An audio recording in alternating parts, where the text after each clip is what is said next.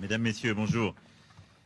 Cher Président, cher Félix, je suis très heureux de vous accueillir aujourd'hui à Paris, en tant évidemment que président de votre pays, après des échéances politiques intérieures importantes et franchies avec succès, dont je vous félicite parce qu'elles sont une étape importante de la modernisation de la vie démocratique, politique, RDC, et de votre volonté d'aller de l'avant, mais aussi en tant que président de l'Union africaine et partenaire stratégique de la France. Nous étions avec le président Tshisekedi il y a quelques jours au Tchad, à N'Djamena, pour rendre hommage au président défunt Idriss Déby et pour soutenir un processus de transition qui doit ouvrir la voie de la démocratie et de la stabilité du Tchad.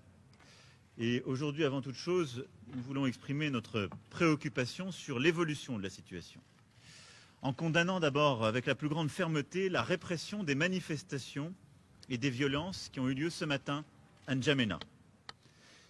Nous appelons au respect des engagements qui ont été pris par le Conseil militaire de transition, celui d'une transition pacifique, inclusive sur le plan politique. Et je veux être ici très clair, j'ai apporté mon soutien à l'intégrité et la stabilité du Tchad très clairement à N'Djamena. Je suis pour une transition pacifique, démocratique, inclusive. Je ne suis pas pour un plan de succession. Et la France ne sera jamais aux côtés de celles et ceux qui forment ce projet. Le temps est venu de lancer un dialogue politique national ouvert à tous les Tchadiens. C'est ce qui est attendu aujourd'hui du Conseil militaire de transition et c'est la condition même de notre soutien. Et je veux ici dire que nous resterons engagés aux côtés de l'Union africaine, que préside le président Tshisekedi cette année, aux côtés aussi du G5 Sahel, et je veux saluer l'effort des présidents du G5 Sahel qui ont aussi œuvré à cette médiation avec beaucoup de force. Et il faut que dans les prochains jours, nous puissions rétablir la situation qui aujourd'hui me préoccupe très fortement. Au-delà de ce sujet, notre coopération est évidemment riche de beaucoup de dossiers bilatéraux que nous allons évoquer dans quelques instants. Volonté de développer la coopération économique, les opportunités offertes à la jeunesse de votre pays par les programmes d'éducation, de santé et de création d'activités économiques, politique aussi de francophonie, car nous avons là-dessus également beaucoup à faire ensemble. Et puis évidemment, ce sont tous nos efforts d'accompagnement pour la stabilité, la paix partout sur votre territoire national. Et je sais ô combien vous y êtes attachés face aux déstabilisations qui peuvent exister. Enfin, nous évoquerons aussi les grands sujets continentaux. Et en effet, nous avons un agenda extrêmement chargé. Le premier, c'est continuer à faire vivre la solidarité internationale face à la pandémie. Il y a un an, nous avons lancé ensemble, avec plusieurs collègues, l'initiative ACTA pour aider l'Afrique à répondre aux défis de la pandémie. Elle a permis de faire plusieurs avancées, nous y sommes revenus ces derniers jours, pour aider au financement, aider aussi à plus de tests, de diagnostics, l'accès aux vaccins et à la montée en puissance des systèmes de santé primaire. Mais beaucoup reste à faire pour mobiliser plus de financement, mais avoir également des actions concrètes indispensables.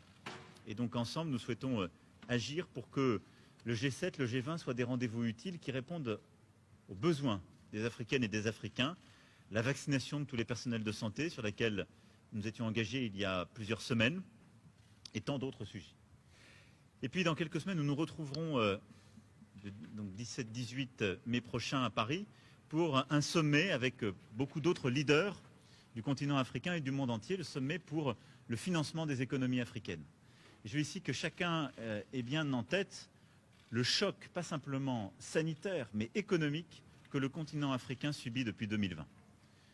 C'est un ralentissement profond, très fort, l'année dernière et encore cette année, dans un continent qui est en pleine expansion démographique. Et nous ne pouvons pas faire, en quelque sorte, comme si nous pouvions continuer avec les recettes d'hier. L'Europe a une réponse exceptionnelle, une politique monétaire inédite, une réponse budgétaire qui s'est traduite en juillet dernier avec un plan de relance historique. Les États-Unis d'Amérique ont annoncé un plan fédéral inédit et une des politiques monétaires les plus accommodantes. Et nous sommes en train collectivement d'abandonner l'Afrique à des solutions qui datent des années 60. Je me félicite qu'on puisse avancer, nous allons pousser pour le faire, mais nous devons absolument inventer pour le 17-18 mai prochain un New Deal du financement de l'Afrique, c'est-à-dire des solutions profondément novatrices, une échelle d'ambition qui corresponde à ce que nous sommes en train de vivre. Sans quoi, nous laisserons le continent africain face à la pauvreté, nous laisserons le continent africain et sa jeunesse face à la réduction de leurs opportunités économiques, une migration subie et l'expansion du terrorisme. Et cela, je ne veux pas m'y résoudre. Et donc c'est un sujet que nous allons aussi traiter avec le président Tshisekedi, car il est à mes yeux au cœur de l'agenda des prochains mois et des prochaines années. Pour toutes ces raisons, cher Félix, cher président, merci d'être à Paris aujourd'hui. Et encore bravo pour les succès obtenus dans ton pays et sur le continent. Merci, Président. Merci beaucoup, Monsieur le Président, cher Emmanuel, merci. Merci de me recevoir si rapidement à Paris pour parler des choses que vous avez entendues. Sur le Tchad, nous avons parfaitement le même entendement. Il faut très vite revenir à l'ordre démocratique. Je reste dans la droite ligne de ce que j'ai dit dans mon discours à N'Djamena. Nous soutenons évidemment la stabilité actuelle, mais à condition qu'ils aillent très vite vers la consolidation de la démocratie, des institutions démocratiques. Pour le reste, nous parlerons Afrique aujourd'hui, mais aussi dans quelques semaines. L'Afrique qui a lancé sa zone de libre-échange continentale, ce vaste marché commun que nous voulons à l'image de celui d'Europe et pour lequel nous comptons sur nos partenaires traditionnels afin de nous accompagner dans cette grande aventure qui va être nécessaire pour le bonheur de notre continent. La paix, bien évidemment, reste au centre de nos préoccupations. Au niveau africain, nous avons cet objectif de faire taire les armes. Voilà pourquoi je ne me lasserai jamais de sensibiliser la communauté internationale par rapport à des zones de violence en Afrique, et particulièrement dans mon pays, la République démocratique du Congo, à l'Est, où il s'est créé maintenant un groupe à tendance islamiste, au discours islamiste et aux méthodes islamistes, et qui sème la terreur auprès de nos populations. Donc là, je suis plus que jamais déterminé à l'éradiquer et je compte sur le soutien de la France. Pour le reste, le président Emmanuel Macron a très bien détaillé les sujets sur lesquels nous allons nous appesantir. Et donc, je vous remercie. Je vous remercie, Monsieur le Président, cher Emmanuel. Et je crois que nous pouvons aller travailler. Merci beaucoup. Voilà. Merci à tous. Merci.